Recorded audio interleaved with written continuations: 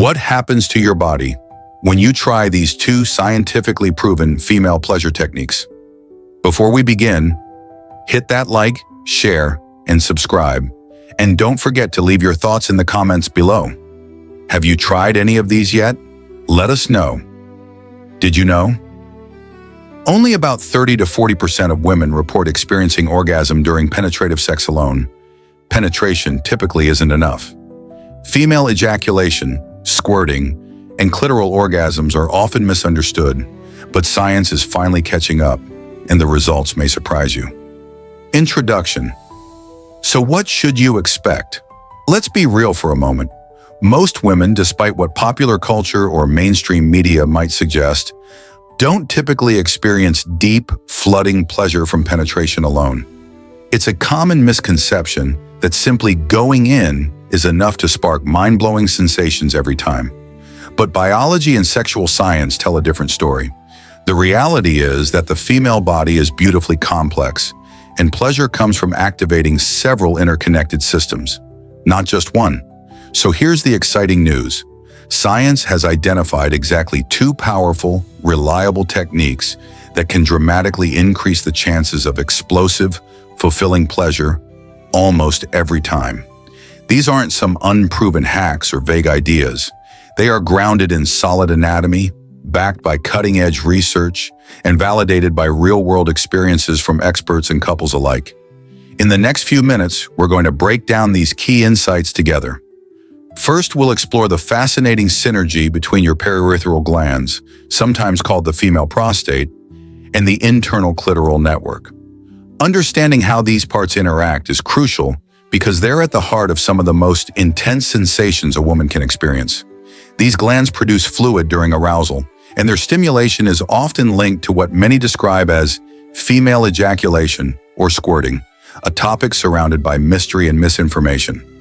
Second, we'll dive deep into two scientifically proven techniques: internal upward stimulation, which targets those internal pleasure zones, and the traditional but surprisingly effective kunyaza method, known for its rhythmic external flicking action on the clitoris. Both techniques have stood the test of time, and modern science is now catching up to explain why they work so well. Third, we'll unpack a landmark study that revealed the exact composition of female ejaculate. This study helped demystify many myths by showing that the fluid isn't just pee, but a complex mixture produced by the periurethral glands and other tissues, underscoring the biological importance and reality of this phenomenon. Finally, and perhaps most importantly, we'll translate all this science into actionable, practical steps you can apply in real life. Whether you're exploring solo or sharing intimacy with a partner, these methods are designed to be safe, respectful, and confidence-boosting. Plus, everything here stays fully compliant with YouTube's fair use policy, so you can learn openly and without worry. By the end of this video, you won't just have vague ideas. You'll have a clear understanding of the precise anatomy, the step-by-step techniques, and even the timing down to the minute that can help you or your partner reach new heights of pleasure, trust, and connection. So get ready, because what you're about to learn could transform your intimate life in ways you never thought possible. Female anatomy exposed. Ever wondered why angling upward feels incredible? Behind your pubic bone lies a hidden world. Your internal clitoris, yes, the one shaped like a wishbone, extends downward along the vaginal walls. Beneath it sits the periurethral gland, the female equivalent of the male prostate. Pressing into the front of the pubic bone stimulates deep clitoral tissues, while behind it lies the female prostate. A single glide of a finger or partner's organ upward towards this area triggers intense, full-body sensations. The anatomy breakdown. Here's an insider's look. The clitoral complex isn't just external. Most of it is internal. These internal parts form the sensitive vaginal walls you can feel during upward pressure. The periurethral, skenes, glands wrap around the urethra and engorge just like a penis or a male prostate. These glands fill with fluid during sexual arousal, and combined with rhythmic pressure, they can release an intense gush. Think explosive, like a mini flood. How to stimulate for mind-blowing results. Technique number 1. Upward penetrative pressure. Use a finger or toy, angle upward toward the pubic bone, gently pushing into that soft internal area. Keep a steady rhythm, maintaining consistent pressure. Focus on clitoral tissue, not thrusting deeply. Maintain firm contact. Even minimal upward movement can send waves of pleasure. Add pulsating or stationary pressure for variety. This method brings you closer to the orgasm threshold, whether or not squirting occurs. Technique number 2, Kunyaza, Central African wisdom. Originating in Burundi, Rwanda, Kunyaza means to cause to urinate, though it's about intense erotic release. The man glides the erect penis, especially the corona area, on the external clitoral gland, flicking or tapping in rhythmic patterns, a bit like a Z-stroke. Not about deep penetration, but targeted external stimulation. 1. Insert slightly. 2. Withdraw. 3. Flick outside. 4. Repeat. Studies and anecdotal evidence show women may reach multiple orgasms and intense squirting from this alone. Why it works? Multiple brief penetrations keep clitoral regions highly stimulated without numbing. Flicking the head over the clitoral glands continues outer stimulation. This alternation builds up anticipation and pressure until sudden, explosive release. Backed by science, what's in the fluid? A pivotal 2025 study, W1, W2, analyzed fluid from 2 women, 44 and 45, compared samples of their urine, ejaculate, and male prostate fluid. Results. Female ejaculate contained high levels of PSA, prostate-specific antigen, an enzyme produced in male prostates. PSA levels in female samples were within 100 to 200 nanograms per milliliter, well within the male range. The fluid was more similar to prostate fluid than to urine, though it did include water-like components. Conclusion. Female ejaculate is primarily glandular fluid, not just diluted urine. Distinguishing ejaculation versus squirting, researchers separate the two. Female ejaculation, small amounts, a few milliliters, thick and milky, glandular fluid.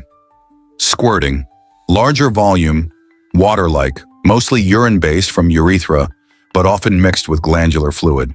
In practical terms, both can feel euphoric, but their source and viscosity differ. Real-world tips and safety. 1. Lubrication is key. Adequate slickness eases upward strokes and flicking, reducing friction. 2. Start slow. Use fingers for internal upward angled pressure to build comfort and sensitivity. 3. Combine techniques. Try angle pressure method first, then transition to kunyaza once arousal peaks. 4. Watch for feedback. Pressure on the pubic area or squirting may cause sudden urge to pee. This is natural. 5. Hygiene alert. Use towels or waterproof sheets. Urine/incontinence fluid isn't harmful. 6. Communication is essential. Ask your partner what feels good. Adjust pressure and motion accordingly. When to expect squirting. Squirting can happen from the first session, but peaks often come after practice. Women can be multi-orgasmic. Hitting a squirting orgasm first, then having more penetrative climaxes is common. All right, let's quickly recap. We've got 2 main techniques here, and when you combine those with some basic anatomy knowledge, you're basically starting a pleasure revolution. First up, the upward penetration technique. This one focuses on the internal clitoris and the periurethral glands. Basically, those sensitive spots inside. The key motion? It's all about applying firm, steady upward pressure. Think deliberate and confident. Then there's kunyasa, also called the flick or flick hold technique.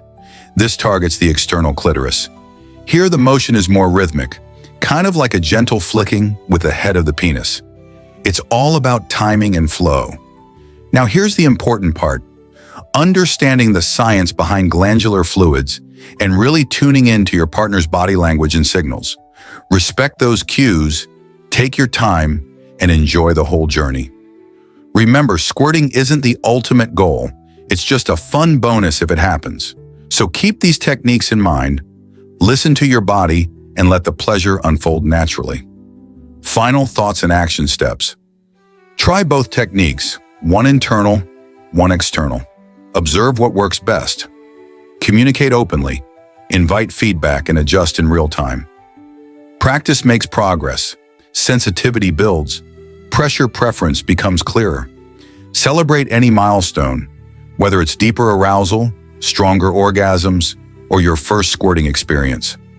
Before we wrap this up, like, share, subscribe, and drop a comment. Which technique are you excited to try, or do you have your own tip to add? Your support helps us explore more real, science-based pleasure content. And trust me, we've got so much more coming. At a glance, anatomy matters. Internal clitoral tissue and periurethral glands are pleasure powerhouses. Two techniques, upward internal pressure and external flicking. Kunyaza. Studies confirm squirting fluid is gland-based, not just urine. Real-world impact, better orgasms, deeper connection, and confident exploration. That's it. Thanks for watching. See you in the next one.